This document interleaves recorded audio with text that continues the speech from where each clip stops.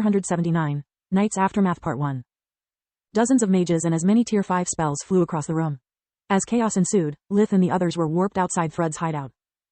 "Don't worry, we'll take it from here," said an old mage with snow-white long hair and beard. Lith could see several wardens taking down the arrays protecting the outpost one by one.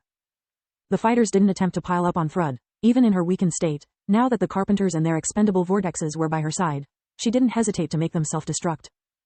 The Mad Queen was aware of the Mana Geyser's presence and used it to overload her minions with world energy, causing explosions that rivaled Tier 5 spells.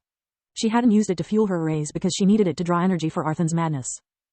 The Carpenter's ability to absorb the surrounding world energy was just a pale imitation of her pseudo-accumulation skill.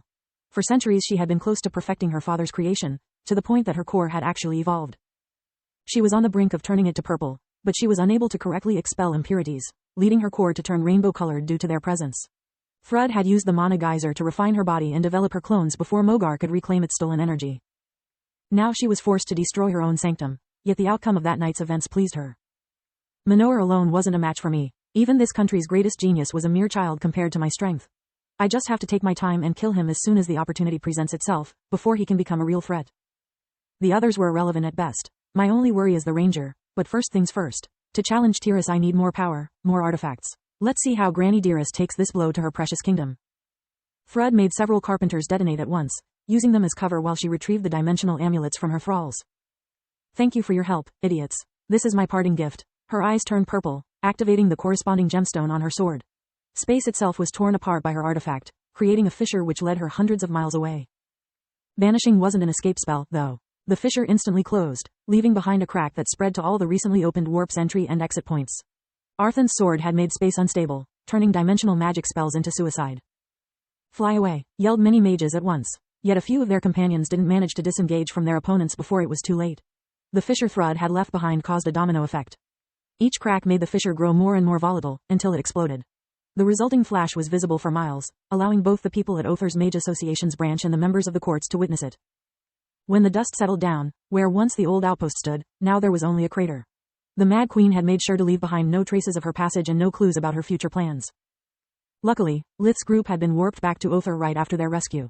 Vaster and Killian were in dire need of medical attention, while the others had left since they weren't able, or in Lith's case willing, to take part in the fight anymore. "A simple rescue mission, he said while a couple of healers treated his and Journey's wounds. "Okay, I stand corrected." She shrugged. "I may have actually jinxed it, but we are alive and that's all that matters." Before they were allowed to rest, the Crown asked each member of the unit for their personal report about the events. "I could sleep for a week and maybe I will, yet there's no way I skipped the opportunity to get properly compensated. This mission was a disaster from start to finish, way above my measly pay grade." He inwardly grumbled. "Professor, could you explain to me how to turn holograms into constructs?" he asked Minoar while they were waiting for their own turn. Lith opened his palm, creating a small replica of the professor himself. Yet it was unable to interact with physical objects, passing through them like it was a ghost.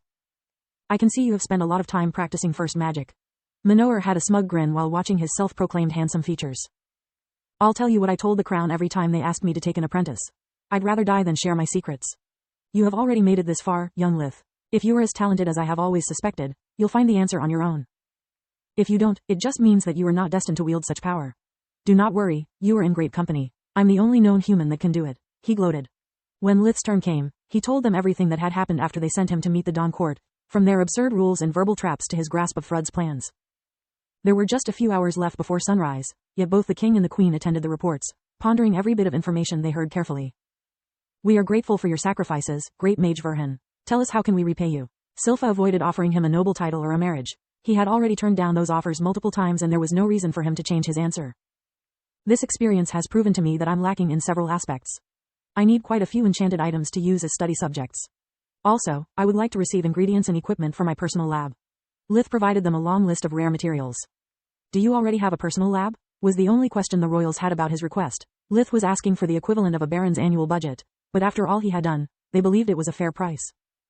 Especially after everyone, including Minoar, had stressed his contribution in the fight and reported Lith's ability with holograms. "Anything else?" asked King Marin. "Yes, Your Majesty. In the past, I have requested to check out several tomes, yet they were denied to me. I would like for my request to be reconsidered. Some of them may help me to better understand the threat Thrud Griffin represents."